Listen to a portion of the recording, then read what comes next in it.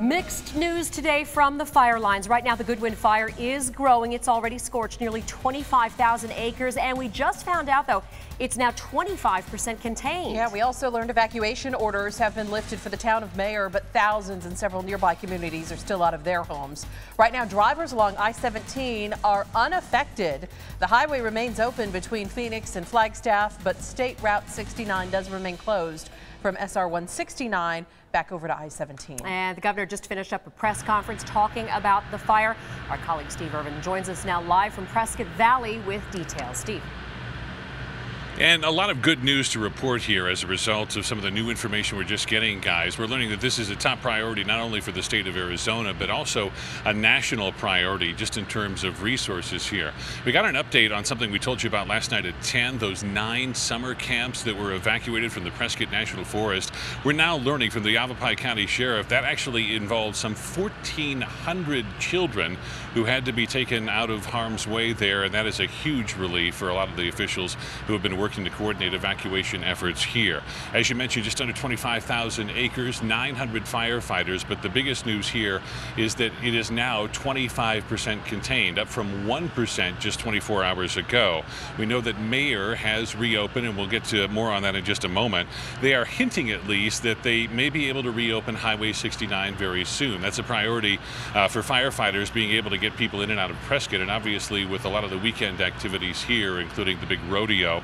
There are 4 to 5 structures we've learned that have been lost. That's in the Pine Flat area. There are still concerns as well about the Breezy Pine area and some of the threats to structures there.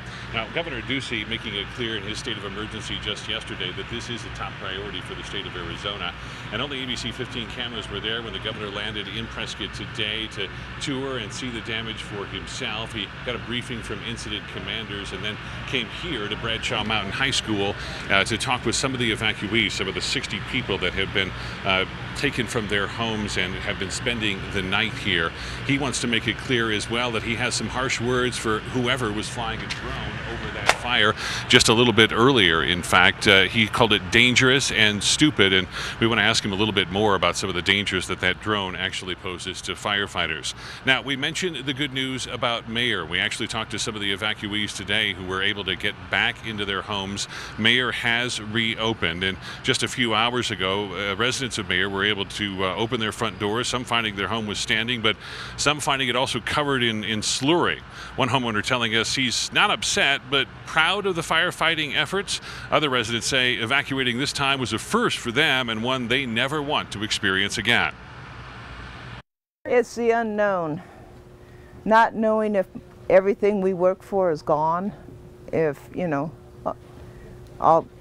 just the unknown, whether it's here. These homes in Mayer all okay. Residents say they are praying for everyone who is still sleeping somewhere other than their own bed tonight. Meantime, we always talk about the weather here. It's been a big factor in this fire. Very hot, dry, windy conditions today, but not as bad as it was yesterday. And we really had a great break overnight with cooler temperatures and calmer winds. What's in the forecast for today? Let's check in now with ABC 15's Nick Saletti. Nick? Yeah, Steve, you are absolutely right. Still have those winds, but not nearly as strong as they were yesterday. Proof is here. Take a look at this. We do still have a red flag warning in effect in northwestern Arizona, but nothing where you're at right now in parts of the high country too. That is cleared up. Take a look at this. This is the Cliff Castle Casino camera. Still seeing some residual smoke there from that fire, but that also not as intense as it was yesterday. Current conditions for the Goodwin fire right now, winds out of the south-southeast, 5 to 10 miles per hour, a significant drop from yesterday. But as I said, still seeing those gusts up to 20 miles per hour at times. That humidity still low, but a little bit higher than yesterday, 10 to 15%. And yes, those temperatures still about 88 to 92 degrees in some spots. So here's a quick look at what we can expect moving forward. Those winds will continue to calm down. Temps still staying in the 90s, so it will be hot there for firefighters. And dry conditions will persist, but there could be some changes coming in that forecast. We'll have the details coming up in just a few minutes.